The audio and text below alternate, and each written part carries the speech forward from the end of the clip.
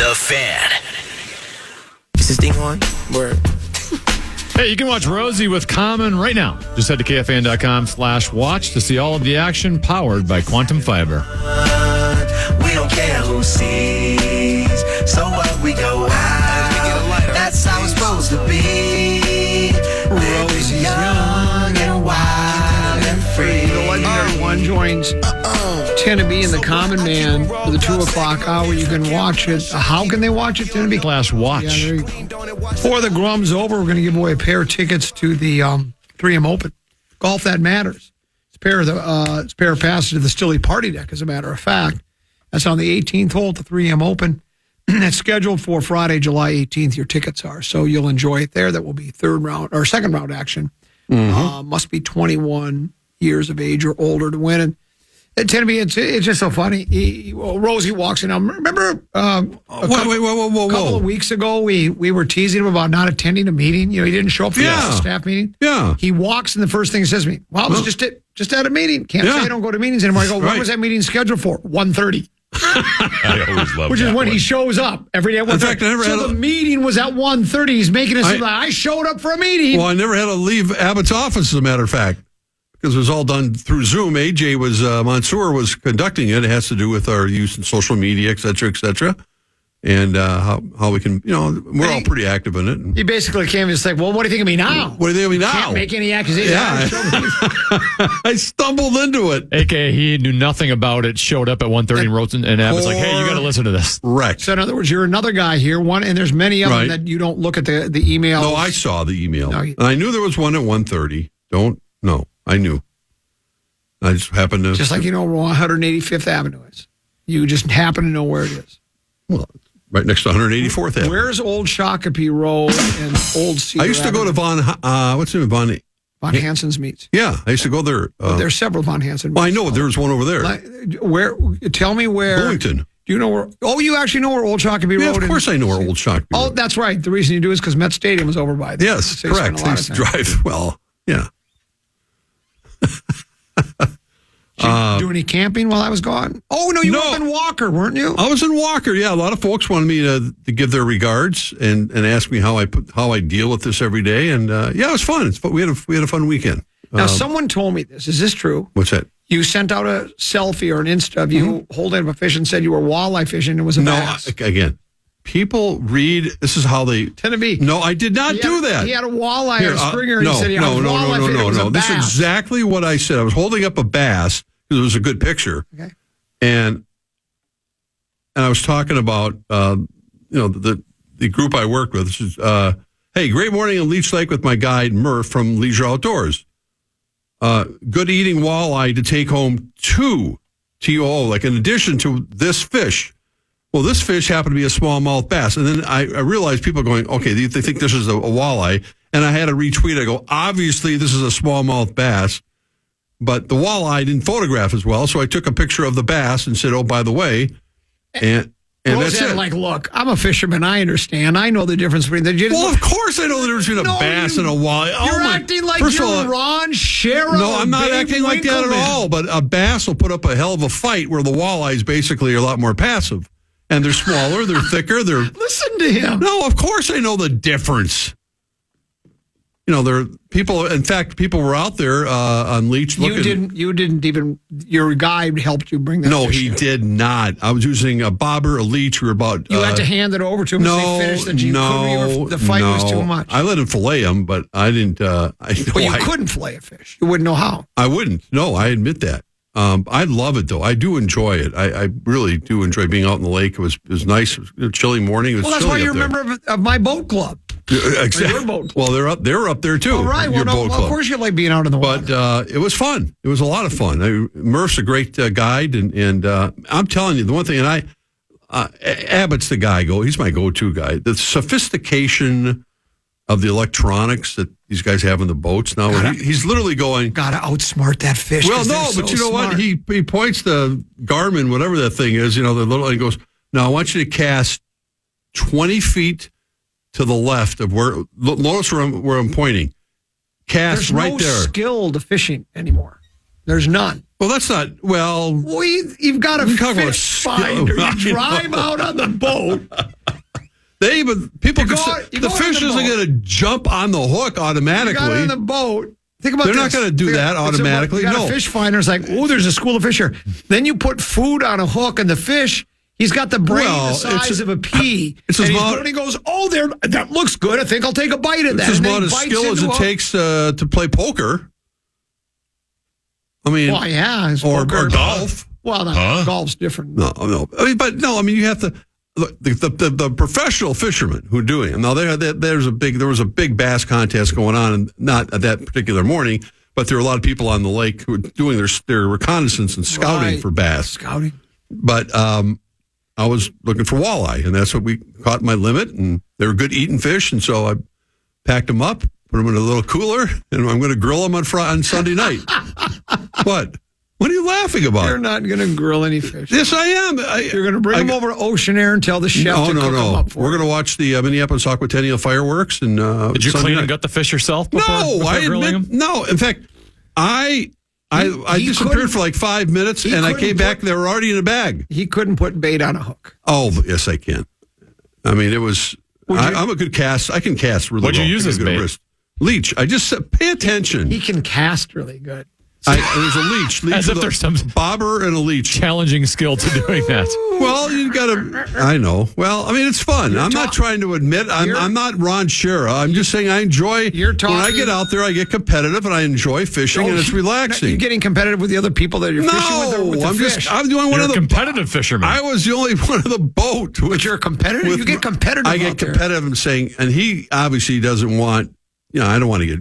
I've been shut out before when I've gone out there. And they get frustrated. Look at Leech Lake is humongous. You got to know where you're going. You can't just go out there and just drop a line and think you're going to get a fish. That's why you got a fish finder. Back in the day when I used to fish, I understand there was no such thing as you found the fish on your own. Well, I understand that. And certain times there's little honey spots that people have. They know where they are, and they're by the weeds, and people the warm temperatures, Let me ask you a blah couple- blah blah.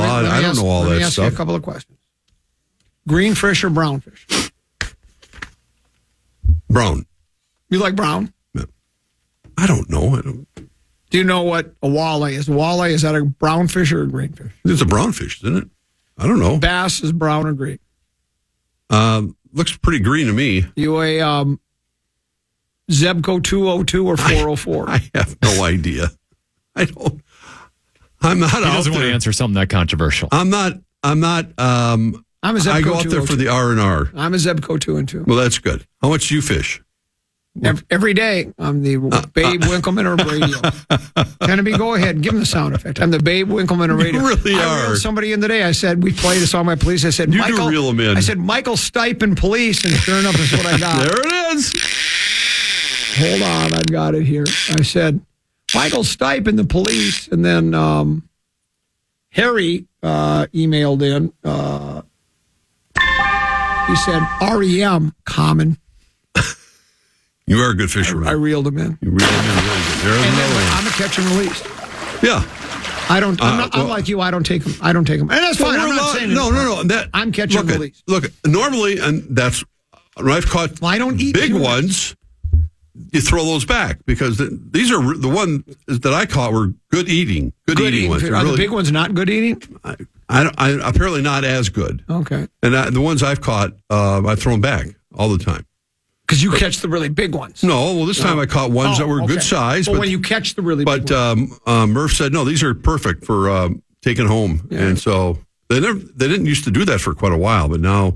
What about So yeah, he you took ever do care of any it. deep sea fishing? I have in Hawaii and a couple other places. What did you fish for? Marlin, mahi, Caught. Yeah, I think there was barracuda. no. Mahi for sure in Hawaii. Yeah. Yeah. Grouper. Tarpon? Big groupers. Yeah, big groupers. Yeah, that's fun. When you get one, it takes one time like 45 minutes. Pretty exhausting, but it's fun. I enjoyed it. I actually like fishing with my bare hands right off the dock, grabbing the sunnies. Tom Hanks in Castaway, like a little spear. Sometimes you got to do it. Well, did you read the story? They rescued some guy at sea. I heard that. He was out there for 50-some days with his dog, and that's what he did. He had fishing gear. Okay, he had to. But they ate raw fish, him and his dog, and then drank rainwater. man. The only way he kept from being sunburned, he had a little bit of a tarp over the boat. They said it was just all a miracle. I can't they found him because imagine. they didn't really know he was missing, so there happened to be a plane that was going somewhere to see somebody else's ship, and just out of the corner of his eye, the guy looked down and goes, hey, looks like there's somebody in a boat down there, otherwise he'd still be there. Right. Now that's roughing it. And I would say that's not Cold Spring in the $1.8 million home with the wine cellar, but it's roughing it. It's still roughing it. A definition. We'll break. We'll come back. Got plenty of things we want to grill Rosie about. We'll do that next. Comment that program on the Fan. And Tana B, you have a keyword for us, don't you? I do. The Fan and NMC Exteriors want to give you a shot to put $1,000 in your hand with our national cash contest. Enter the keyword bank at KFAN.com now for your shot at winning. That keyword is bank. Enter it now at KFAN.com. 3 KFAN. Rosen name the song. I have no idea. I just early on. Nitty Gritty Dirt Band. And the song is called Fishin' in the Dark. Listen, did you know that? Oh, yeah. Played it many times on the radio when I was a disc jockey. This is a big hit. This is a big hit. It was a big hit. What year was it? 80 3. That sounds about right. Maybe mid-80s, late. Is that right, Tennessee? Or it could have been late 70s. I don't remember. I'm gonna take it to a special place that nobody knows. Special place that nobody knows. Yeah. You'll probably know it once this kicks in here, Rosen. I'm sure I will. You and me go fishing in the dark. I have lying on our backs and counting the stars where the cool 1987. Wow. I didn't think it was that old. Man. Hot stacks of wax, top of the rack. Number 1 on the U.S. Billboard Hot Country Songs track. Billboard. This one says, Rosie doesn't get it. The worm does all the work. Worm The leech? Well, there's no doubt about that. The leech is... the fish look up. That's what my guide told me. I said, how do they know you're in, let's say, 10, 12 feet of water? Right? I mean, I'm learning a lot. I don't... Well, here's how you know. Mark, cast 20 feet to the left. That's where the scuba diver's holding the fish you're about to catch. He's holding put him on the hook. Oh, look at this. I love fishing. Can I come out again? Can I give you another $800 to come out again? It's like when you go by the trout bit out at the state fair, Correct. right? And we go by there, and of course, you're not fishing there, but may as well. You probably can't miss. Byron Buxton. Yeah, 1 for 31 slump. No. Tennessee mentioned this is like his third extended slump. Right. Batting 192, strikes out most of the time, doesn't play in the field. I tried to tell people he was the most overrated player in baseball. I think most people would agree now. I don't know if it's all health related. There are so many theories floating around that if you're not in the game, playing in the field, you're not engaged. I don't know. Does that mean anything? I saw one. I don't know. But it's something's got to change there, Mark. He's taken up a valuable spot in the lineup and not producing at all. According to one, I saw something that he's not in the lineup tonight. Which, I mean, it has to happen. I mean, last night, I went on my rant this morning. I mean, I'm watching the game, and to have him in the third hole, if he's going to be in the lineup, he's got to be batting 8th or 9th right now. I mean, you're not doing him or his teammates any good by having him hitting third. He can't make contact. And it's a very, it's weighing on him, I'm sure, heavily. He goes back to the dugout because he can't go out to center field. Why we really don't know, but which tells you something about his physical abilities right now. If he can't, the manager said he can't. I know that's what the manager said. He just says he can't. Although, like you guys brought up the point, if he hit a little grounder to third, he's running full speed to first base. Right. He's still running the bases, going full bore. But he's at the point now where he's a detriment to an already struggling offense. And I had one Twins insider tell me he's just not a good hitter. This was months ago. Who's watched him a lot. But we've seen him, okay, maybe he's not a great hitter, but he's certainly, he hit one long fly ball last night. I was like, oh my God, he made contact. I mean, it's like that was a highlight for Byron Buxton last night. About 2 weeks ago, didn't he have 2 homers in a game, and they were monstrous? Yes. They were huge. And people were again hoping that was going to be the start, igniting them. They keep waiting and waiting. Same with Correa.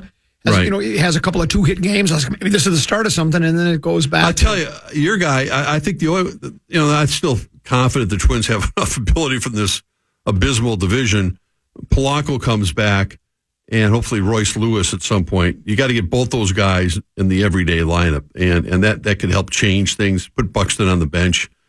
Let Polanco DH, for a while.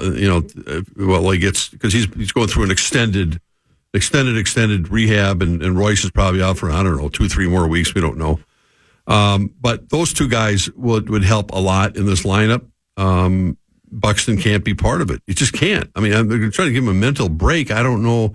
I hope that works, but it's not doing him any good. And I heard you guys talking earlier. I watched most of the game. I went to sleep before Kepler hit the 3-run homer in the ninth inning to make it close. But Sonny Gray was his own worst enemy last night, and he hasn't won a game since April.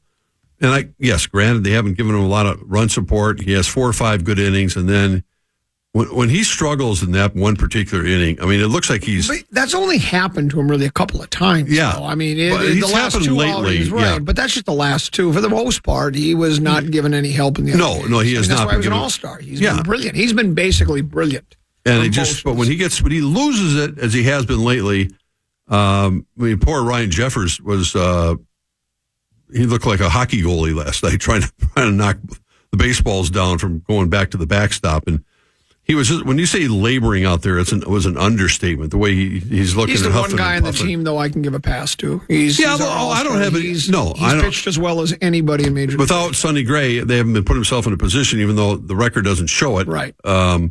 Has been terrific. I don't have any argument. The guy that's pitching tonight. Well, and I don't know. I don't have the numbers in front of me. I'm assuming some of those games, just because he wasn't the winner, doesn't mean they didn't win that game, right? That doesn't mean they didn't win the game. Yeah, unless I have that wrong. Unless you're saying that in games he started, I thought it was just in games he started, he didn't get the win. He hasn't won. Yeah, that's what I thought. But that's correct. I think if it's not, correct. then that would even be more of a.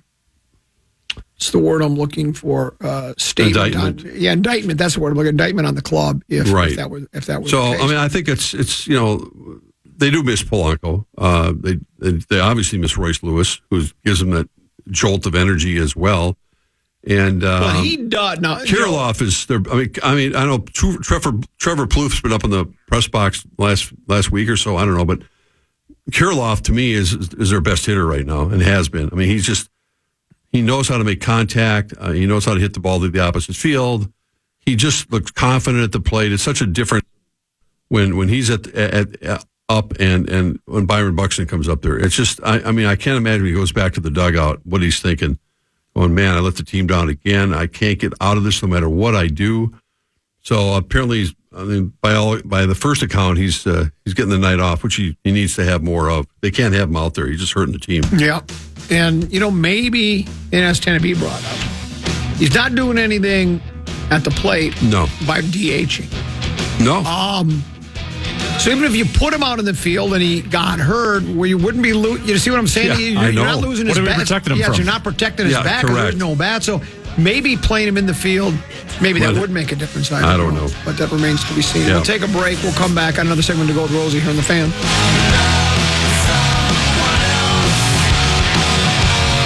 Insured by NCUA. You're listening to The Fan.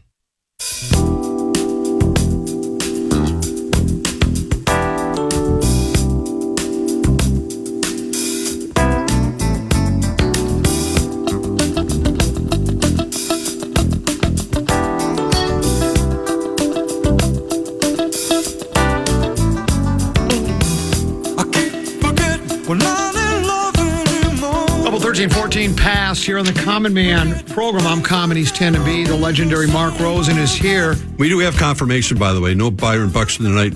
You like this lineup? Matt Wallner DHing tonight. How about that? You love that, don't you? I like this. Yes. Well, we just talked about it. Makes comments. I don't know how. You like the line. I heard you say. I do like the lineup. Correa leading off. Julian, who's been a nice surprise. I can't like any lineup that the Twins trot out there with the current players they have. But go ahead. You like it. What is it? Okay. I mean, relatively speaking, keep that in mind. I mean, it's Buxton's out, which they have to do. It's a necessity. But you're just shuffling the cards is all you're doing here. I'm anxious to see Matt Wallner get some at-bats. Like I said, I think Kirilloff is far and away their best hitter right now. Julian's doing a nice job. Kepler's coming around a little bit. Let me guess, you like Solano. Well, it's okay. You like Jeffers. I mean, he's You like Michael A. Taylor. You kind of like this club. well. It sounds like Michael to A. me. Taylor's not playing tonight. No, he's but not. No, Joey Gallo's in left field. That's home run or strikeout. I'll take strikeout. Castro's in center field tonight. If you're asking for my betting odds, I take that. Yeah, probably. Vasquez is catching tonight, and Bailey Ober, the tall drink of water, is pitching tonight. No, it's about time that Wallner. I mean, I don't think I would hate to think the GM has to call the manager and says, that's enough. Byron's got to sit, and he's hurting the team. You got to get. That's why we brought Wallner up. Get him some at bats. Not helping you by playing in St. Paul anymore by sitting on the bench. Bring him up and DH. Oh, we got a lot of left-handed hitters on this team. Well, you got some right-handed hitters that can't make contact. So put him in. I think what they were trying to say, Rosie, is at this point, if they really thought he could hit big league pitching consistently, Wallner? He would have been here this whole time. They don't think but they're desperate now, and they have no other choice.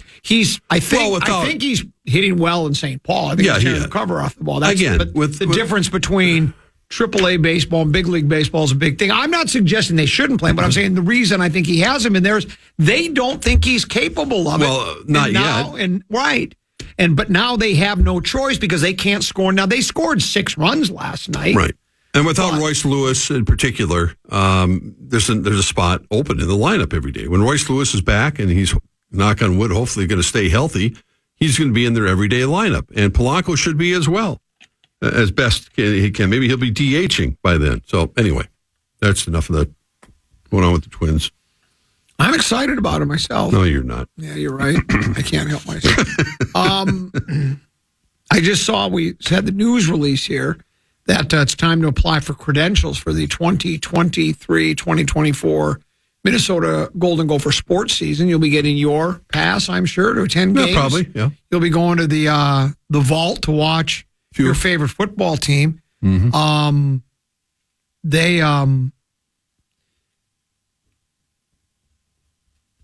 They had quotes from a couple of the players, and I can't remember. If I had the story in front of me, I would give the name, and I apologize. But they were talking about the tough schedule, and the quote was basically, I'm paraphrasing, but is, and this is what you expect players to say. It says, no, we don't really look at it. We're not afraid or look at this as a tough schedule. I mean, well, we're looking at it more of this is an opportunity. This is an opportunity to play teams. There's the right thing to say. It's going to be very difficult to build upon. Last year, you could say, what was the final record last year? Was it 9-4? I believe it was. Did they go 9-4 last year? I thought they went 9-4. You could consider that a successful season. I wouldn't argue with that. Those of us still kind of and maybe the doubting Thomases of the world, like myself, are not. I don't know what word. I guess I'm saying, what are we waiting for? I guess for me, I'm waiting for not just the Iowa win. Yeah, that'd be nice. But even the coach last year or during the offseason said, remember he really didn't want to say a storm or an uproar, but he goes, I know when I got here, all they said was beat Wisconsin. Beat Wisconsin. Right. You got to beat Wisconsin. Well, I have beat Wisconsin. Almost like he was saying, what more do you want me to do? I don't think he was really saying that, but he was trying to defend himself a little bit from the critics. There's a lot of them out there. And beating Iowa would be great, but to me, it's beating. I mean, if you beat Iowa, that's great. Iowa can oftentimes be a top 20 football program. We get that. But I'm talking Michigan and Ohio State, I think, is where you judge yourself. If those are those teams are perennial top 10 teams. And if you want to believe the team is going to another level, not just, hey, we're competitive in the Big Ten. We can post 9-4, 8-5 records, get a Midland Bowl game and win that. And if you're happy with that, that's fine. It doesn't matter that much to me. But if you're looking more like, I want to occasionally be like in that mix for winning a Big Ten championship and maybe being on the outside with the new playoff system, how many teams are they taking now? Is that starting this year or is that next year? Boy, I don't. Tennessee, do you remember? Is that this year or next year they're starting the new playoff system? Didn't they approve that? Is it 8 teams, 12 teams, whatever it is? And so if you want to be now you have a better chance to get in there, and you could easily see a couple of Big Ten teams getting an invite to that. You've got to beat Michigan or Ohio State. Well, you've got to beat them. And Ohio State is 2024 season. And that's when when USC and UCLA be involved as well. So it might be harder to get to the One more year. What is it? The winners and the losers, or whatever they call them, the East and the West. Yeah. And then it's going to get tougher. And then it's not well, but it will be with more teams in that national championship. Playoff. At least is it 12 teams? I can't remember what they said. Was it 12 and 4 get a bye? I think that's what it is. It's 4 teams get a bye. 12-team playoff. A 12-team playoff. 4 teams get a bye, and then eight teams will play this first 4 games, and then from there you'll get a general idea of you get a better chance because now there's 12 teams instead of 4. So I just want to see a win against a real quality club. Well, and they've done it. They've beaten Michigan before, and not that long ago. But when you talk about Ohio State, and you're going to look at the preseason rankings when they come out, it's always the usual suspects. When you got Georgia and Alabama, LSU normally, some Florida team, Ohio State is in there every year. You're playing. They're in a different class. They just are. I mean, it's not like the Gophers can't try to compete against them, or the rest of the Big Ten. I mean, Michigan's one of the lone teams that can do that. I mean, I think some of these teams in the Big Ten, Iowa's fallen off. Wisconsin's not the powerhouse they were. Of course, Northwestern's got a hot mess right now with everything going on administrative-wise and coaching-wise. Michigan State is hot and cold. So you're asking a lot. But I would like to think Michigan plays here this year, October 7th. That would be a wonderful opportunity to get the little brown jug and to prove, to your point, that they can compete with some of the big boys. Because they play at Ohio State November 18th. I'm not saying they're not going to win the game, but there'll be 3 touchdown underdogs in that game. Depending on what the injury situation is and how things are looking, that's the last game second to the last game of the season this year. But you have to make sure you take care of business against, starting with Nebraska. You got one really tough non-conference game at North Carolina, one of the top quarterbacks in the country. But Iowa, they've got to win this year. I've said that over and over again. Michigan if they don't beat Iowa, you ready to call for the coach's head? I'm not ready. I think he'll be calling for the coach's head. I think he's that frustrated not beating them when they've had 2 great opportunities the last couple of years. But I just don't, it's college football is it's the rich get richer, and it's just hard. Alabama, Georgia, those teams, Ohio State, every single year, they reload, and they get the top recruits every year. It's not like you're throwing the white flag, but let's be realistic. You have to be realistic that you have to win those other games. You can't lose to Illinois. You can't lose to Purdue. It sounds like you're lowering expectations with the Gopher program. No, I'm not. I'm just being realistic. I think if I spoke for almost any other Big Ten team other than, I think that it's lowering it. I mean, no, I think PJ is saying, and I think for the players saying it's a great opportunity. It is. And I point really more towards the Michigan game because it's home as opposed to going to the Horseshoe. Of course, you'll be down there. The big house. There have been teams that have gone to Ohio State and won. You do know that. There have been, yes. Yeah. There actually have been teams that have played Ohio State and won at Ohio State. Pete could be wearing his Ohio State correct sweatshirt. It can be done. It can be done. Yes, You're it can be. As though, we may as well just not even. No. I'm not saying that. Go I'm just win that saying game at Ohio State. Show me something. Well, let's just start with Michigan first. That's a lot. That's a month and change before they play at Ohio State. Get some momentum build. Well, let's win at Iowa. I mean, those are games that win at Iowa, win at Michigan. Well, Michigan's here, but yeah, I mean, then it's on to Big House. Correct, and let's win. So you're telling me Calicomanis I'll tell you, they're going to have a whole different look this year. I mean, Chris Ottman-Bell's going back for his 7th year. He likes to fish too, but did you see the fish he held up? That puny little fish in the newspaper? Did you see the picture? I did see the picture.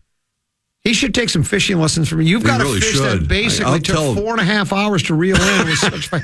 He had these little tiny, they look like the bait. Look like sunnies. They were like minnows. It's like, but he loves to fish. You and him could get along. You and him should go out on a fishing. Well, he's a good Greek kid. I'd like to meet him. I haven't met him yet, but I'm anxious to see because this is going to be, you talk about, revolving, Tanner Morgan's no longer playing and, he threw the ball okay at times. Chris Ottman-Bell, knock on wood, is going to be healthy. He's a big target. Brevin Spann-Ford is back for seems like his 6th year. You like this Calicomanis kid? I do a lot. I like his potential. I love the guy who can sling it like that because that's what it takes. You're not going to ground and pound it and beat an Ohio State team. He reminds me a lot. You just have to air it out. He looks physically a lot like Brock Osweiler. Your favorite quarterback of all time. It's the time I thought he was the best quarterback in pro I football. remember And that. there was one half of a football game where he was the best quarterback in pro football. But one half is not a career man. No, it does not. No. And It was a great half of football. Though, PJ's got some good recruiting class. Yeah, I mean, there's always some surprises, but it's not going to be. I mean, we're talking about all this stuff going on with the NFL right now, and the running backs, the ones who haven't signed, or they're kind of uniting. They have a united front. And Delvin and then Elliott, right? Are they not both? They're still both out there. Leonard Fournette, Barkley. Well, Saquon's still in the Giants. He's not available. He is, but he's not happy. He's very unhappy. But they're pushing the He narrative didn't get the contract before his tag. Yeah, we're not getting rewarded, and then you could cite, Super Bowl teams that really don't have 1,000-yard running backs. They're a thing of the past. It's hard for them to make their own argument, and because the success of a lot of these teams don't depend on a running back, at least a guy is getting paid to rush for over 1,000 yards. So, and for the Gophers and college football has opened it up a lot more as well. Now they have a true passing quarterback. They got some good running backs, but I don't think after what we've had here the last few years, it's just going to be a different look, and I think that's going to be refreshing. Well, I'm excited. Between the Gopher football team, this new Twins lineup tonight. The Twins lineup. I just looked up on the screen, and they had up. The question on ESPN was which team is a trade away from winning an NBA title. One of the panelists said the Timberwolves. Yeah, and I said, "What's the trade? Cat for the big Greek freak, or what was it?" And then we'd have two. You like Greek kids for some reason. We'd have two of them in town. We'd have Kalakamanis and we'd have Antetokounmpo. Right. We'd have two Greek kids in here. I love it. It's Greek to me. Wolves fans are getting really excited today because now the video that's going around viral is apparently like 50% of NBA players all have their own podcast. Right. Yes, they do. And they're all willing to talk about what's going on and what they think of certain situations. Right. So Bruce Brown on the Denver Nuggets championship said, quote, "I'd say our toughest series was Minnesota. Suns were blowouts each game. With the Lakers, we never felt like we were going to lose any game. Even when they went on a little run, it never felt like we were going to lose. So we're all happy in Minnesota because we gave the Denver Nuggets their best series." And we didn't have Jaden or Nas. Think about it. You want to roll it back, don't you? Is that what it's called? Tell me to roll it back? No, it's not run it back. You want to run it back, don't you? They are running it back. And you want them to. Why not? You remember, you were all for that trade. I was. You were leading that bandwagon. You were leading the charge of that trade. Yeah, I was the one that said, anxious to see. I was the one that said, look, I'm willing to try anything at this point, but I'm a little skeptical that it's going to change everything. But I was willing to try. Right. Because for a team that has gone to one conference championship, and that's it, and lost, by the way, 4-2, I'm willing to try anything. So I was excited about it. And I suppose, we didn't get him for a full season together because Cat had the calf injury or whatever it was. And Rudy was hurt coming into camp. Yeah, and Rudy was hurt. And, blah, blah, blah. And then, so we'll see. I don't know. But then, did Finch say or did I just imagine this? That there might be times where we might have Rudy, Big Meow, and Nas all on the court at the same time. Boy. Three of them out there. I mean, think about that. That's the three-headed monster. It really is. What's that? What's that snake headset that's on the Markalupoulos? What's it called? Tim, you know what I'm talking about? I know, but her hair's like a bunch of snakes on her head. It's the freakiest thing I've ever seen. That's what we're going to have I think here. she's got a name. Yeah, it is. It's Syphil, whatever it's called. I think it's syphilis, I think. It's not Cyclops because that's the one I think it's syphilis. It's not syphilis was the guy that was pushing the rock up the hill and it rolled back down on top of him. That's what Al Capone had. That was the guy. He had a rod, not a rock. That's what the gangsters used to call him. He's got a rod. Did you get the name? No, I was looking up something else. I was already planning my next topic because you were bringing up the three big guys. When I had Dane Moore on. Medusa is her name. Medusa. There you go. Very good. Thank you, email. When I had Dane. No, I did that on my own. Oh, you did it on your own. Okay. When I had Dane Moore on the Tennant Fitzgerald a week or two ago, he was saying after Conley, their backup point guard might be slow-mo, Kyle Anderson. So we already have the three big guys. Right. And then if you have Kyle Anderson, 6'9", running the point. Oh, my God. We're going to have the biggest team. Speaking of Guinness Book of World Records, we'll have the biggest team in the history of the NBA. Let's go. And a number of people have on our KFAN, Bradshaw and Brian text line did go with Medusa. Lots. And thank you. Appreciate that. By the way, speaking of basketball, I watched the first episode of Goliath last night, which was the story of Wilt Chamberlain growing up. And it's an 8-part series. Kevin Garnett's one of the executive producers. There's a lot of, I know there's an article about it the other day about the number of basketball documentaries that are coming out or been out. And obviously, there's been a lot more of that. But Wilt is one of the most fascinating subjects of all time. So I'm looking forward to watching that as time goes on. This is going to be this won't be like the one about Jordan where Jordan produced it. No. Like he was literally like he was the greatest person to ever walk the face. First of all, they mentioned that at the beginning of it that his voice is duplicated by AI. In other words, it's fascinating, but how he grew up and of course how shy he was and painfully aware of how tall he ended up being and just how awkward that whole situation was. And then it's the most dominating player really of all time. Couple of text messages delivered to you. This one says, "Year of the Cat guy here, dialing in as Year of the Wolverine guy. Rosen seems to be discounting Michigan a bit, which is a bit confusing based on the history. Minnesota's last 3 wins against Michigan all came in Ann Arbor. Right. 2014, 2005. But that's before Michigan was the good. last time Minnesota beat Michigan in Minnesota was 1977. I was at that game. And so you were saying... No, I'm just saying... we get them at home. But Michigan's teams are much better now than they were when they beat Michigan. Michigan was awful that year. They just were not very good. And the Gophers caught them at a good time. Here's another one.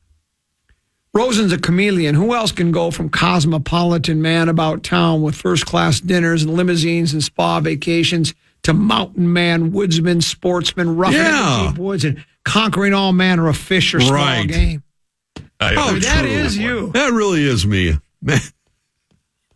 You try to appeal to everyone. Cosmopolitan man about town. Because that's really what you are. And then you go out there and rough it at the $1.8 million mansion. I know. On the lake. That may have been the favorite story of the year. And then here. Nary a whisper. And then think of this. 25 minutes to the store. I was roughing it. Oh. How did you get through that? And tonight I'm going to see Oppenheimer, so I'm excited about that. Preview. Oh, yeah, that's Christopher Big Bang, Nolan. right? The Big Bang, yes, the Big Bang.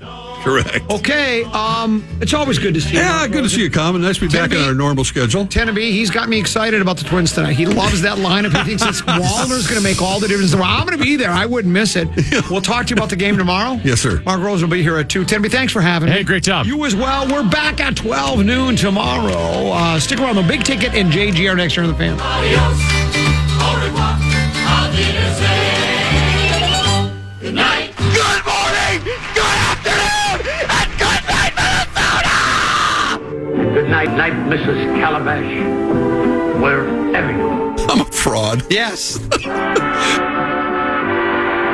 Listen back to any of Common Man's programs by podcasting on the iHeartRadio app or KFAN.com.